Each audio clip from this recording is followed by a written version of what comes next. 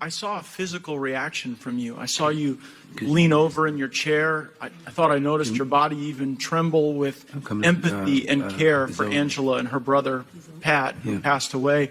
If you could say anything to the people who killed Pat, what would it be?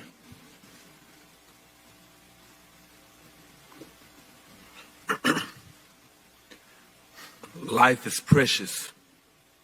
Everybody should be able to live and be able to walk this earth in a journey that they want to. Nobody should have to be filled with hatred and so much animosity that they want to kill somebody. Dr. King said a long time ago, he wanted everybody around the world to be able to join hands together.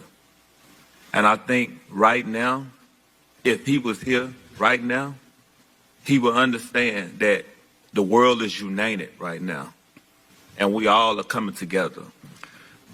That is so powerful, and I deeply thank you for that. And I want to test that sense of unity. And Mr. Chairman, if we could get the witnesses who are joining remotely to be on the screen so we could see them. I have a question I would like to ask everyone, and I apologize for the crude nature in which I have to ask this, but there's just so many witnesses. If you believe that we should defund the police, will you please raise your hand? And yes, is there anyone on the, okay. So that's unifying and wonderful that here we are gathered. I'm sorry. Excuse me. I'm sorry. I actually have an answer to that. Well, I'm sure someone will be able to ask you that question, but I've limited time here. I didn't see anyone raise their hand to defund the police. I certainly didn't see any of the Republican witnesses do that. And so I'm going to now go through and see where that sentiment may have been reflected. Here's a tweet from two of our congressional colleagues supporting this group, Black Visions Minnesota. And then next, please. And then here's that group, that same group, Black Visions Minnesota, that my congressional colleagues are raising money for, saying that we should end the police. And can we go to the next one? And then here's that same organization retweeting rebel scum, abolish the police. And then here's the same group saying that instead of police, we need therapists, doctors, and street medics, not cops. Mr. Bongino, in your experience, every time someone calls 911, would a therapist or a medic be sufficient, or sometime do people need cops? I'm quite unclear how a medic is going to help with an armed subject who's assaulting his wife in a domestic violence situation or elsewhere. I'm not sure how that's going to be of any value. And here again is that same group saying that we need lasers to disorient surveillance cameras, and we need water balloons filled with milk to throw at people. Again, this is the organization that my congressional colleagues are raising money to support. If we could go to the next one.